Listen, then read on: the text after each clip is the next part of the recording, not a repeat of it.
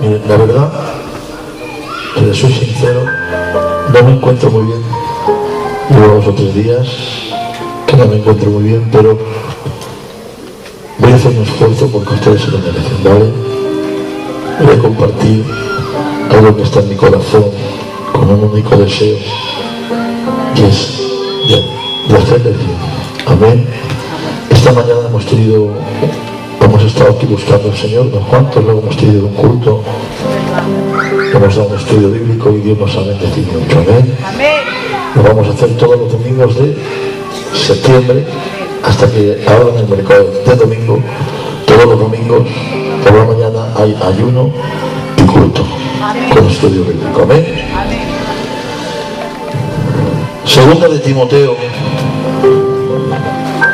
capítulo 4, y hacemos lectura a estos textos en el nombre de Jesús. Amén. Versículo 5 dice: pero tú sé sobrio en todo, soporta las aflicciones y haz obra de evangelista, cumple con tu ministerio, porque yo ya estoy para ser sacrificado y el tiempo de mi partida está cercano. He peleado la buena batalla, he acabado la carrera, he guardado la fe. Por lo demás, me está guardada la corona de justicia, la cual me dará el Señor juez justo en aquel día, y no solo a mí, sino a todos los que aman su venida. ¿Amas su venida? Hay una corona de justicia para ti. En el versículo 9 dice instrucciones personales, y dice: procura venir a verme pronto, porque Demas me ha desamparado amando este mundo y se ha ido a Tesalónica. Crescente fue a Galacia y Tito a Dalmacia. Solo Lucas está conmigo. Toma a Marcos y tráelo contigo, porque me es útil para el ministerio. Y le da unos encargos más personales. Tomen asiento, ya esto lo relato yo. Y me dice: Timoteo, hijo mío, cuando vengas a verme, sobre todo te ruego y te pido que me traigas 2 cosas. Tráeme los rollos y los pergaminos. ¿Se me oye bien, Pedro, atrás? ¿Se oye bien? Vale. Tráeme los rollos y los pergaminos, porque yo no sé vivir lejos de la palabra. Y le dice algo muy personal. Y le dice: cuando vengas a verme, Timoteo, por favor te pido, tráeme la capa que yo me dejé en Troas. Que Dios bendiga su palabra en nuestros corazones. Pablo está terminando su carrera apostólica. Son los últimos días antes de partir de la tierra. Él está en una cárcel. Pablo ha sufrido a lo largo de su carrera apostólica 3 cárceles principales, aparte de los calabozos que ha tenido. La primera cárcel la sufrió en Cesarea, donde allí fue arrestado, y era una cárcel donde él tenía ciertos privilegios, ciertas restricciones, ciertas prohibiciones, pero ciertas libertades. La segunda cárcel que Pablo ha experimentado ha sido en Roma, en una casa que se le permitió alquilar y allí custodiado por la guardia pretoriana. Pablo gobernaba las iglesias desde esa casa. Los grandes líderes cristianos de la época iban a pasar un rato con él, porque un rato con Pablo, Pepito, te hacía crecer, te ensanchaba la mente, te engrandecía, te hacía un gigante en la fe. Gloria al Señor. ¿Qué pasa? ¿Todo bien por ahí? Gloria al Señor. Amén. Pues damos un aplauso al Señor. Aleluya. Mírenme a mí, por favor. ¿Cuántos dicen amén? Voy a ser breve, ¿vale? Conciso. Ahora, Pablo no está en Cesarea con las libertades y las restricciones. Tampoco está en la casa alquilada en Roma. Él está en una cárcel que está en Roma, que se puede visitar, llamada la Marmetina.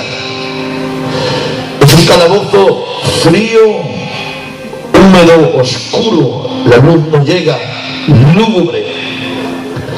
Es tan duro aquel lugar, Lucas, que dicen los historiadores que en aquel lugar un hombre joven, fuerte y sano podía resistir de 2 a 3 inviernos, porque la humedad golpeaba con tanta dureza el cuerpo del reo, del preso, que en el segundo o en el tercer invierno, por la humedad, en él se desarrollaba una enfermedad llamada tuberculosis.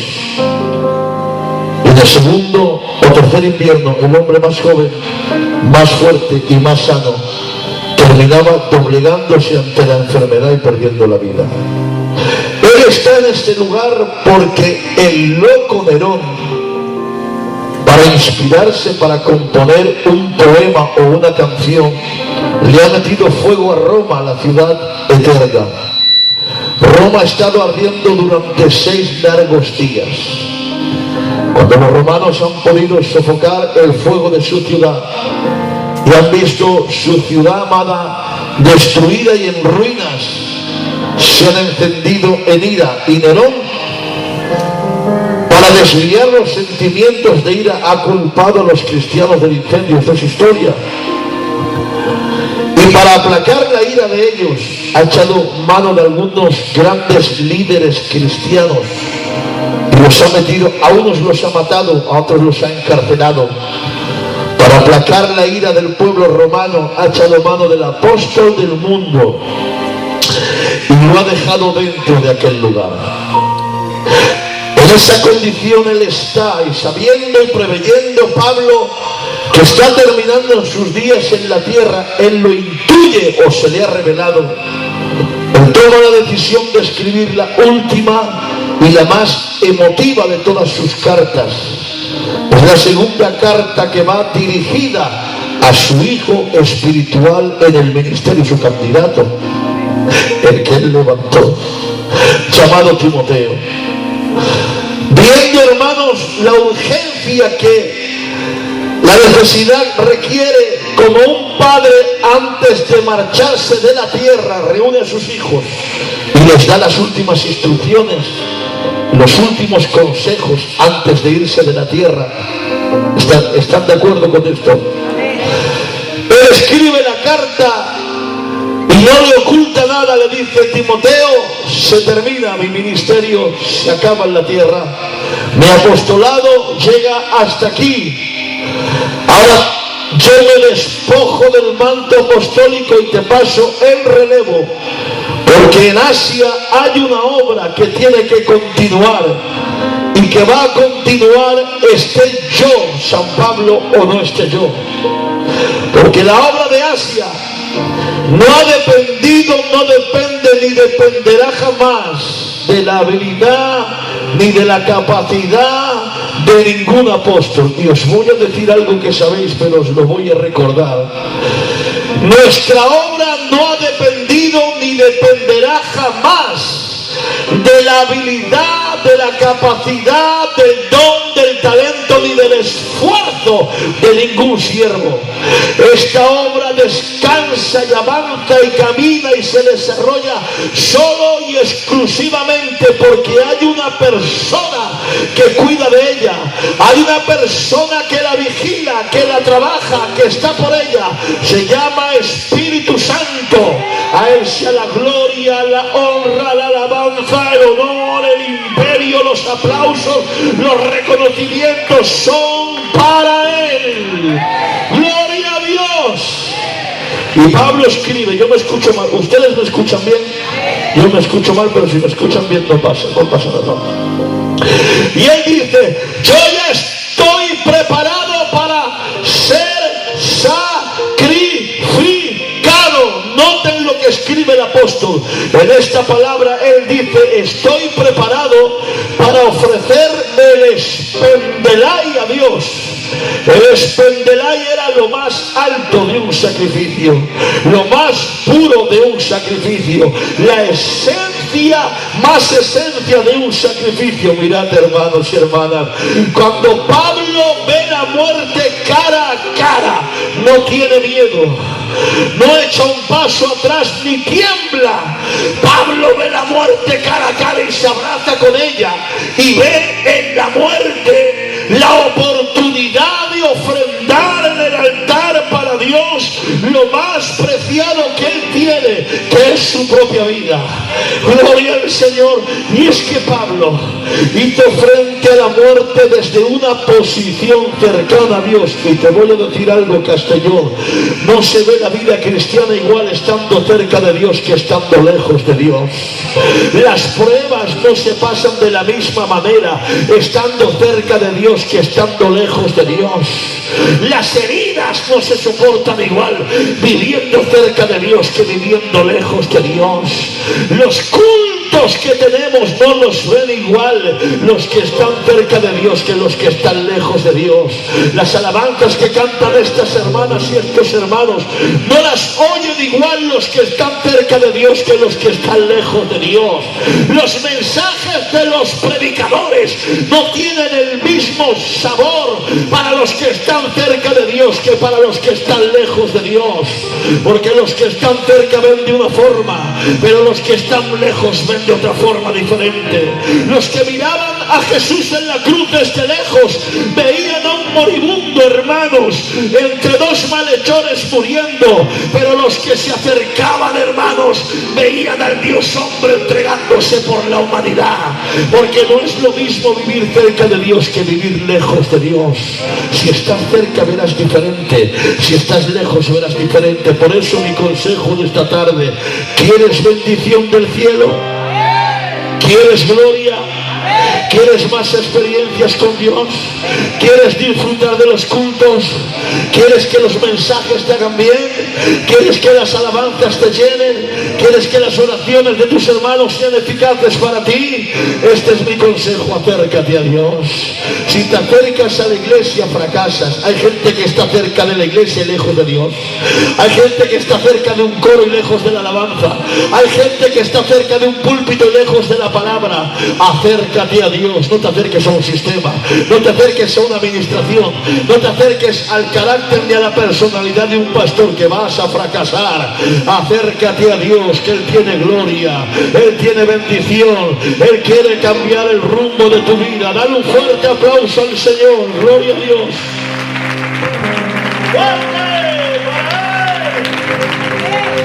Aleluya.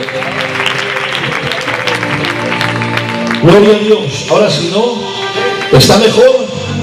¿Sí? Ahora yo me digo fenómeno. El tiempo de mi partida está cercano. Os voy a alentar, me dejáis que os alente un poquito. El otro día os alenté con el estudio del rato. Vale, aquí estaba antes mejor.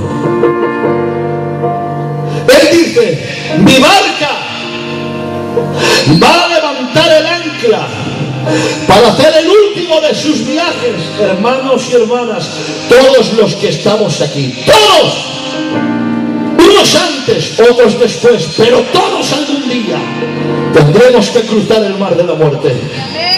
Así está establecido por Dios. El hombre tiene que morir una vez y después de esto vendrá el juicio. Como decía un comentarista, el que nace una vez va a morir dos veces. Pero el que nace dos veces solamente va a morir una vez. Porque el que nace solamente en la carne morirá luego en la carne y también morirá con la muerte espiritual. Pero el que nace en la carne y luego nace en el espíritu, solamente la muerte física le afectará por un tiempo, pero la muerte espiritual no tiene potestad sobre él. Todos los que estamos aquí, iglesia de Castellón Grande, tarde o temprano que tarde algún día día todos tenemos que montarnos en este barco, levantar el ancla y abandonar esto y cruzar por el mar de la muerte. Pero tengo una palabra para ti en esta tarde. Hay esperanza para los cristianos, hermanos. No quiero que ignoréis acerca de los que duermen, para que no os entristezcáis como aquellos que no tienen esperanza, porque el Señor mismo, con voz de mando, con voz de arcángel, con trompeta de Dios, descenderá del cielo. Los muertos en Cristo resucitarán primero, luego nosotros, los que hayamos quedado, seremos transformados en el aire para encontrarnos con Él en las nubes. Si algún día te ves cruzando el mar de la muerte, tranquilo, en tu barco se levantará una bandera, la bandera de la esperanza de la resurrección. Y cuando cruces el mar de la muerte, ¿sabes dónde terminará tu barco? En el puerto de la vida eterna, porque hay vida eterna para el creyente. ¡Gloria a Dios! El peleado la buena batalla, la buena batalla, la buena batalla. Pablo lleva mucho tiempo peleando en la batalla de la fe y ha visto mucha gente desenfocada en esta batalla. Ha visto gente que ha peleado contra todo y contra todos. Pero hermanicos de mi alma y de mi corazón, nuestra lucha no es contra carne y sangre. Nuestra lucha es contra principados, contra potestades y contra huestes de maldad que habitan en las regiones celestes.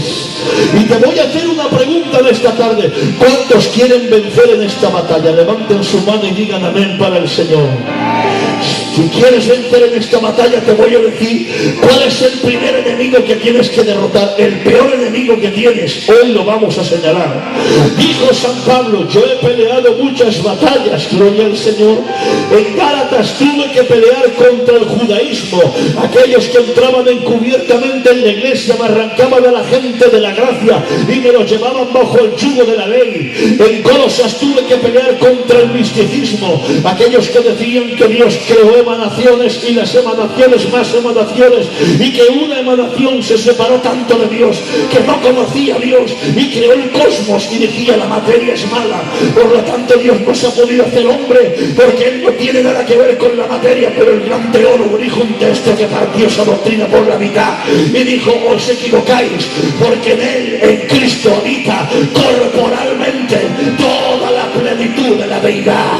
En Éfeso tuve que pelear contra la capital del ocultismo, donde habían 12 templos principales dedicados a la diosa Diana, donde habían 1000 profetisas que hacían pecar al pueblo, ya me entendéis. Y cuando yo llegué a Éfeso, me encontré con una iglesia pobre, sin poder, de 12 creyentes. Pero cuando llegué allí, no vine con palabras persuasivas de humana sabiduría, sino con demostración de espíritu y de poder, y quebré el poder de la magia y desaté tal avivamiento que después de 2 años y medio de pastoreo en Éfeso establecí una iglesia de 30.000 cristianos. Y en Corintios, válgame Dios, en Corintios tuve que pelear con la división de 4 partidos. Unos decían: yo soy de Pablo, de Cefas.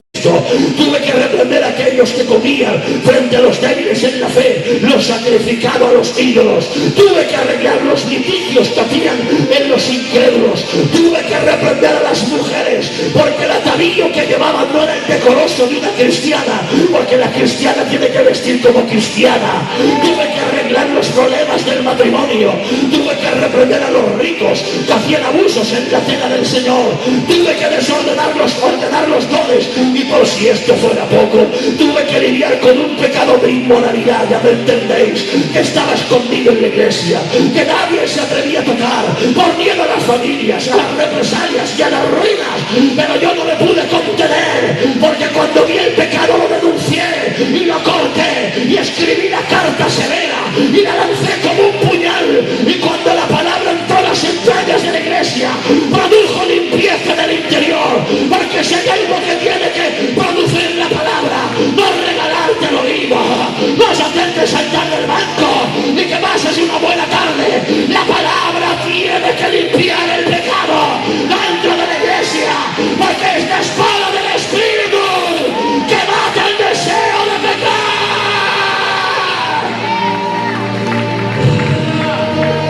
Pero cuando terminé de pelear con todo esto, me di cuenta que mi peor enemigo no estaba en Colosas, en Éfeso, ni tampoco en Corintios, ni tampoco en Galacia.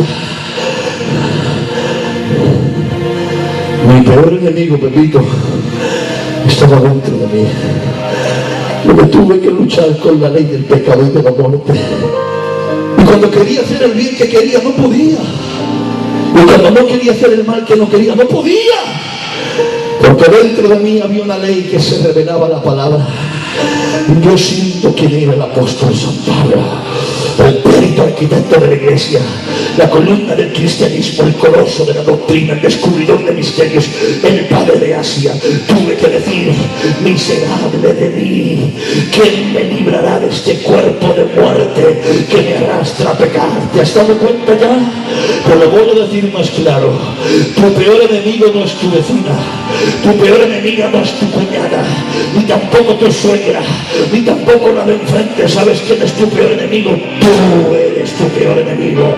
Por eso te vuelvo a repetir y a preguntar: ¿quieres vencer en esta batalla de la fe, sí o no? Pues tienes que comenzar a derrotarte a ti mismo, porque cuando te derrotes a ti mismo comenzarás a tener victoria, porque has derrotado a tu peor enemigo. ¡Gloria al Señor! Sigo. He acabado la carrera. No se miren, hermanos, no se trata de pegar el patinazo de un flanco y desaparecer. No. En el firmamento de Filadelfia hemos visto muchas estrellas fugaces. Sale fulano, fulano, y se ha desvanecido en 4 o 5 años. No se trata de dejar una estrella ni brillo, se trata de llegar al final. Porque el premio no está en lo mucho que hagas, sino que llegues hasta el final. Gloria al Señor. He acabado la carrera, por lo demás me está guardada la corona de justicia. Dice Pablo aquí, la guinalda. ¿Qué era la guinalda? En la antigua Grecia había unos deportes dedicados a los dioses de los Olimpos, las Olimpiadas.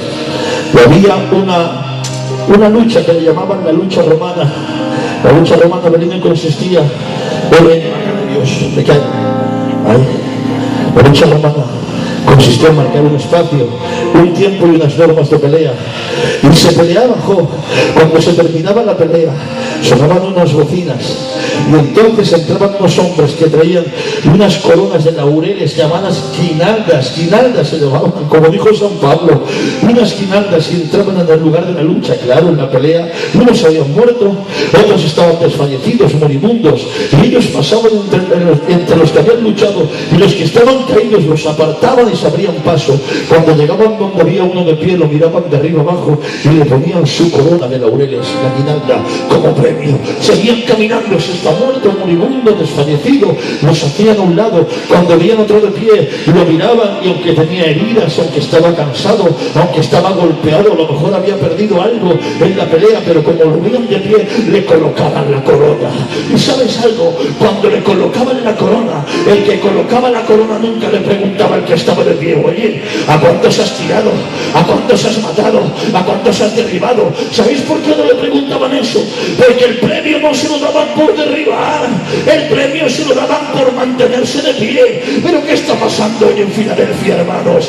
Que el deporte favorito de muchos es derribar a todo el que puede. Bueno, predica bien, pero pastorea bien, pero envidia, que quieres derribar y desacreditar a todo el mundo.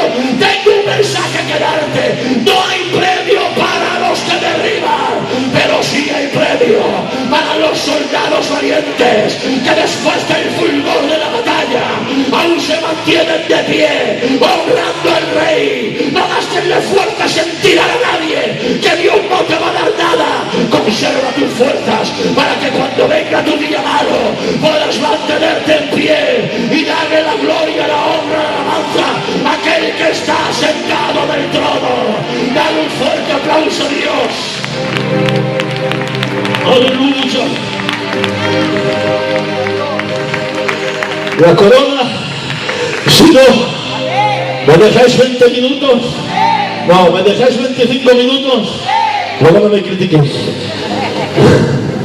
La corona me la va a dar el juez justo, Porque mientras en la tierra me gritan culpable, en el cielo me gritan inocente. Lo voy a repetir. Porque mientras en el cielo, en la tierra me gritan culpable, en el cielo me gritan inocente. Pero ¿para qué quiero traer el mensaje de mi vida en esta tarde?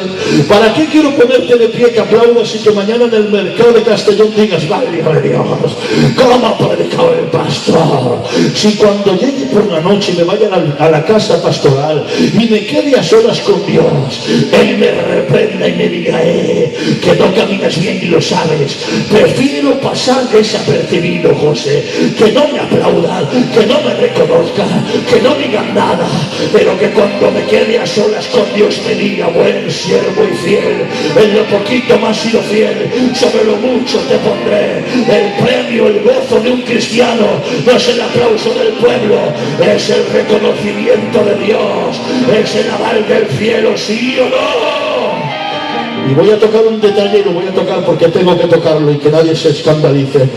Dice, solo Lucas está conmigo. ¿Sabes quién era Lucas? Lucas era su biógrafo personal. El Evangelio de Lucas se escribió porque Pablo le dijo que escribiera un evangelio desde el punto de vista gentil. ¿Pero qué era Lucas? Lucas era un médico.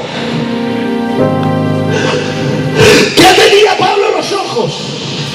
Una enfermedad crónica. De las historias que Lucas, cuando vio la enfermedad de Pablo, se sorprendió y me dijo, déjame que te trate la enfermedad, quiero acompañarte. Y le dijo, Pablo, vas a tener un problema conmigo, porque tú eres un hombre de ciencia y de lógica, yo soy un hombre de fe. Cuando Pablo estaba disertando en Troas y alargó el discurso, ¿quién había en la ventana? Eutico. ¿Qué le pasó? Dice, y cayéndose en el tercer piso, se murió. Alguien dijo, se ha muerto. ¿Quién certifica la muerte? Un médico. Un médico es el que certifica la muerte. ¿Quién certificó la muerte de Eutico? Lucas, que estaba allí presente. Pero llegó el hombre de fe y dijo, ahora es la mía, Lucas. Ahora te voy a demostrar que tengo un Dios que está por encima de la ciencia. Y lo abrazó y le dijo, no está muerto. ¡Ah! Dios lo va a resucitar. Y dice, y se levantó. Y desde entonces Lucas dijo, ahora entiendo que hay un Dios en los cielos que tiene el poder de hacer lo que Él quiere, porque Dios está por encima de las lógicas, por encima de las ciencias y por encima de todo. Tráete a Marcos conmigo. Pero Pablico mío, ¿qué me estás diciendo? Si Marcos fue el causante de la división, me voy a bajar aquí para tocar este detalle. Si Marcos, es que me escucho mejor aquí. Si Marcos fue el causante de la división entre tú y Bernabé, que cuando ibas en un viaje misionero quisiste ir un poquito más allá, y Marcos, que era joven, se acomodó y se echó atrás. Y en el siguiente viaje Bernabé cogió a Marcos, Daniel, porque era su primo. La sangre tira mucho, fue más una gota de sangre que 1000 años de amistad, Y Pablo dijo, mira Bernabé, contigo me voy al fin del mundo, pero con niños y con cobardes no voy a ninguna parte. La disputa fue tan grande que el equipo ministerial se quedó partido. Bernabé se fue con Marcos, Pablo se fue con Silas. Y ahora, después de haberte dividido, de haberlo tirado de tu lado, que no lo querías, lo trataste de niño, de que no valía para ese trabajo apostólico y misionero, ahora que te vas a morir, ¿lo quieres a tu lado? ¿Para qué lo quieres, Pablo, a tu lado a ese? Entendí una cosa, hermanos. ¿Lo dejáis, verdad? Pablo tenía una cuenta pendiente con el joven, porque Pablo era un predicador de oportunidades, y si predico oportunidades tengo que brindar oportunidad a la gente. Pablo era un predicador de restauración, y si predico restauración tengo que restaurar a la gente. ¿Pero qué nos está pasando, hermanos? ¿En qué hemos convertido el Evangelio? Toca. Hemos convertido el Evangelio en un asesino implacable que no le da piedad ni oportunidad a nadie. Pero el Evangelio no es un asesino implacable. Cuidado, tampoco es un consentido ciego, El Evangelio tiene mucho equilibrio, El Evangelio te golpea, te exige, te derriba, te destruye, te muere, pero luego te recupera y te restaura. Cuando Pedro estaba en la casa de Simón el curtidor, te voy a tocar un detalle, perdonar que sea tan claro. Él sube a la azotea antes de comer y comienza a orar y cae en un éxtasis y ve una visión. La visión ve un lienzo, mirar el lienzo. Un lienzo atado por las 4 puntas. Esto está hablando del Evangelio, los 4 Evangelios. Y desciende. Y Pedro ve lo que hay dentro del lienzo. Y había reptiles y animales inmundos. Y Dios le dice desde el cielo: Pedro, mate y come. Y la mente estrecha de Pedro, el espíritu racista de Pedro, dice: yo, Señor, yo, jamás ninguna cosa inmunda ha entrado en mis labios, Señor. Y Dios dice: te voy a reventar, Pedro, con esta palabra. Pedro, lo que yo he santificado, ¿quién eres tú para llamarlo inmundo? Si un hombre cae en pecado en Barcelona, y cuando digo pecado no especifico de ningún pecado, porque Dios no es un Dios de culturas. Todo pecado practicado es pecado de muerte, tanto el adulterio como la mentira. ¡Cuidado! Las pagas falsas, perdonadme, hermanicos, las pagas falsas que mientes para conseguirlas es un pecado practicado. El que tenga oídos oiga. No da igual que te enfades conmigo. He venido a ser atalaya de tu alma. Y si veo un peligroso ruidito advertiré. Si no haces caso, yo soy limpio de tu sangre. Todo pecado practicado es pecado de muerte. Si un hombre cae en pecado, el que sea,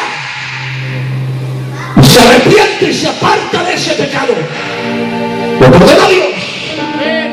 Todos los pecados al hombre son perdonados, excepto la blasfemia contra el Espíritu Santo. Ya os lo enseñé.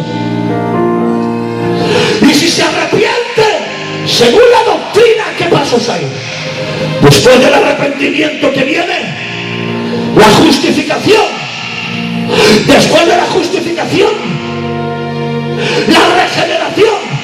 Y después de la regeneración, la santificación.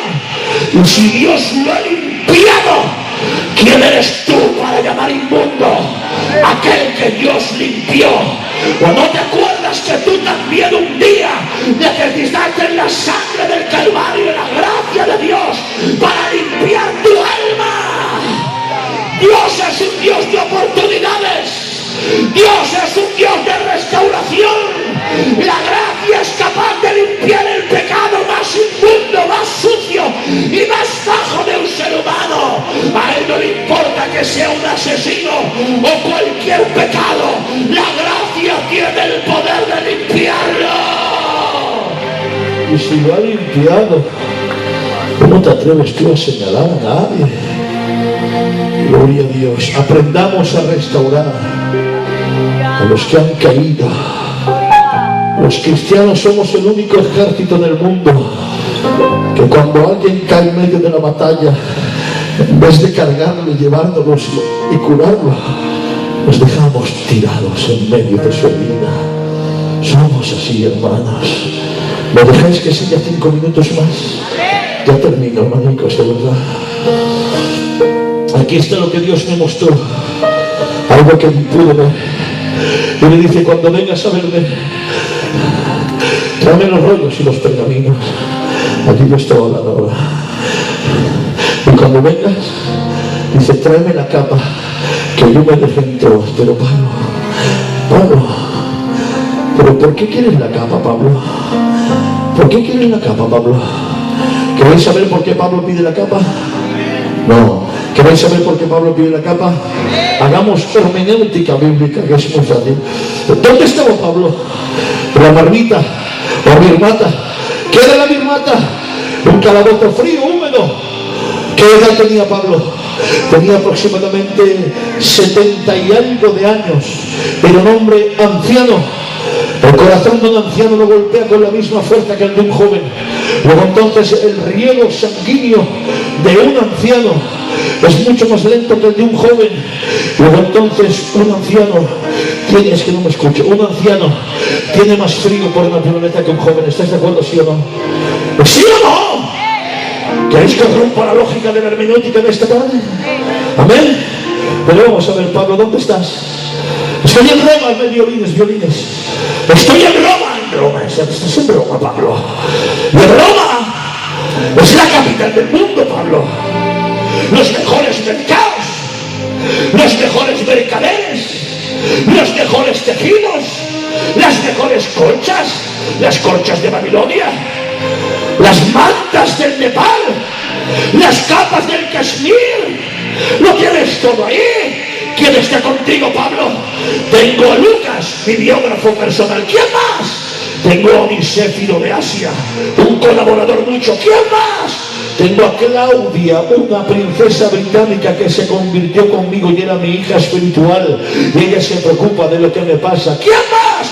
Tengo a Prudencio, el hijo de un senador romano archimillonario, que es hijo espiritual mío y se preocupa de lo que tengo. Te digo, Pablo, no sería más fácil, Pablo, que mandaras a Lucas, a Onisíforo, a Claudia o al otro, a Roma, y que te compraran unas buenas colchas, porque él sabía que venía el invierno. Dijo en el versículo 21, ven a verme antes de que venga el invierno. Diríamos, se quiere tapar del frío, un hombre anciano en un sitio de humedad. Quiero taparme, sí o no. No sería más fácil, hombre, que dijeras eso, porque él está diciendo a Timoteo, que está pastoreando en Éfeso, que se vaya hasta Troas 100 kilómetros andando, que vuelva de nuevo 100 kilómetros andando, que coja la vía rumbo a Roma para traerte, mirarme ahora, que los ancianos van a entender este mensaje ahora, para traerte un cacho de capa viejo, roto, raído, andrajoso. Pues dile que te traigan una colcha nueva,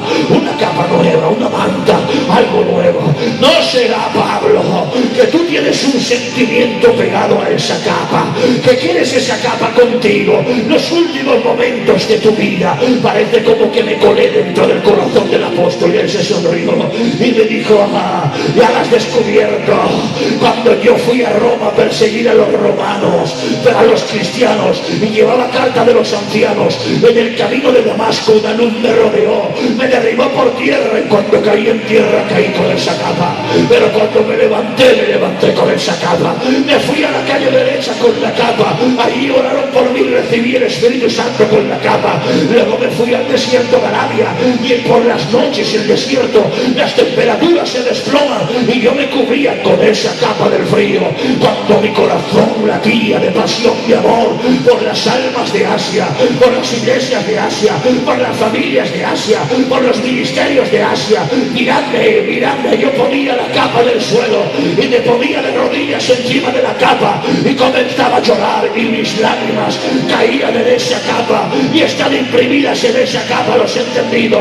Esa capa tenía perfume de siervo, aroma de apóstol. Cuando me veían en mis viajes misioneros, los pueblos me reconocían por la capa que yo llevaba y decía, por ahí viene Pablo, nos va a traer un nuevo misterio, una revelación, una doctrina, un consejo pastoral. Todos me reconocían. Miradme, estoy en Roma y sé que voy a morir, pero no tengo miedo a la muerte, porque para mí el vivir es Cristo y el morir es ganancia. Pero cuando me vayan a quitar la vida, me van a llevar a una plaza pública y el verdugo va a levantar el hacha para cortarme la cabeza, pero lo único que va a conseguir es romper el candado de esta cárcel y liberar mi espíritu a la meta del supremo llamamiento. Pero cuando vaya a morir, va a venir todo Roma a ver cómo muero, todo Asia y los cristianos, y voy a morir, pero voy a morir abrazado a mi capa. Voy a morir como lo que soy, como un siervo, como un apóstol, como un hombre de Dios.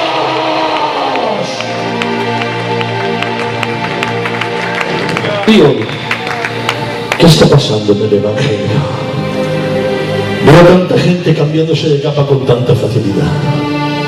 Qué rápido te cambias de capilla. Me gusta este pastor. Vengo al culto. No me gusta este pastor, no vengo al culto. Me cae bien el pastor, me esfuerzo más. No me cae bien, me esfuerzo menos. No tengo problemas, tengo mi capa. Estoy siendo azotado, dejo la capa. Tengo dinero, voy con mi capa. No tengo dinero, cambio la capa y comienzo a hacer negocios sucios. Ese es el Evangelio. Eso es el Evangelio, hermanos, para ti. Tan poca importancia tiene el Evangelio para ti.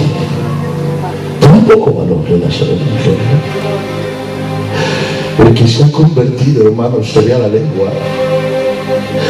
El que se convirtió, nació con la capa. Aprendió a dar sus primeros pasos con la capa. Se cayó al suelo y se hizo daño con la capa. Creció con la capa. Pasó el invierno, el verano, el otoño, los años con la capa. Fue herido con la capa, traicionado con la capa. Sufrió enfermedad con la capa. Pasó los lutos con la capa. Y han pasado los años. Lo verás cansado, arrugado, sin fuerza, anciano, pero todavía está agarrado a la capa y no suelta el Evangelio por nada. Os voy a contar una experiencia que tuve. Daniel, fue con tu sobrina, la Tabita, seguro que está escuchando.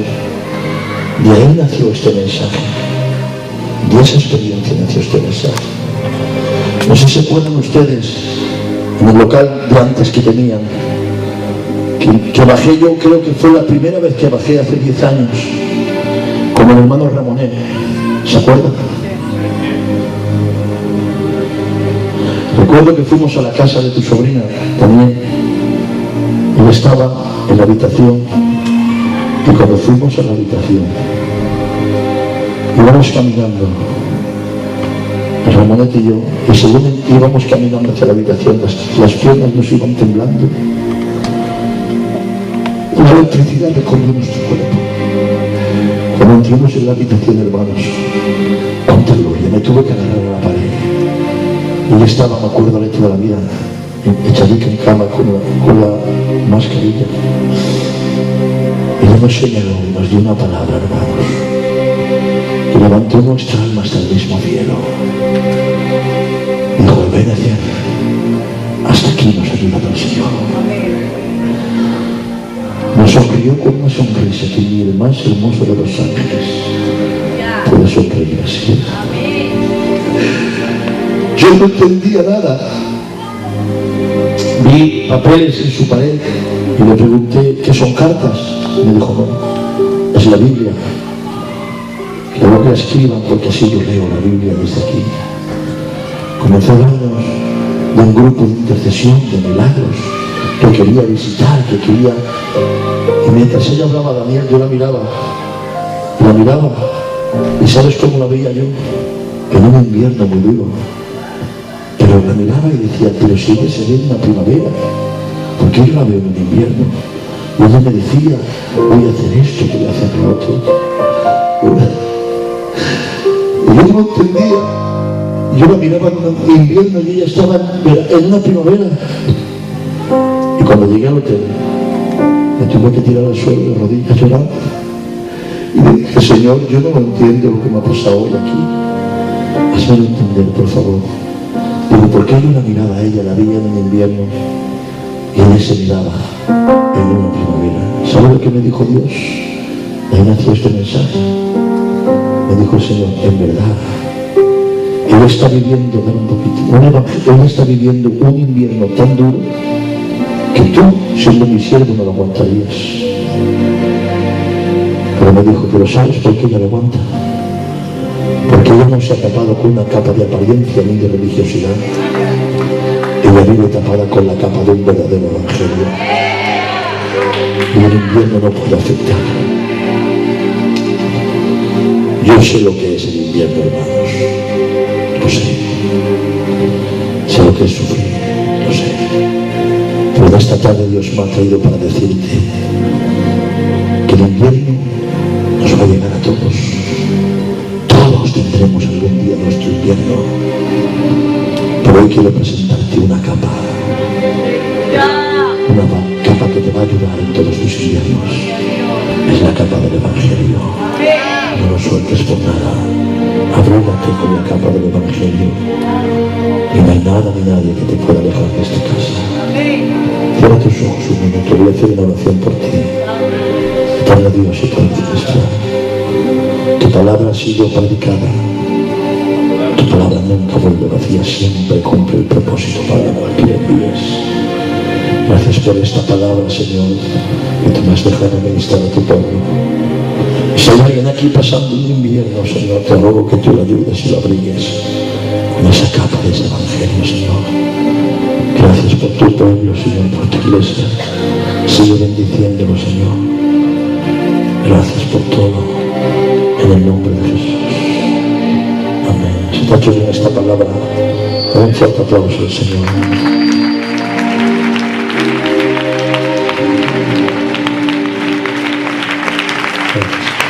Gracias.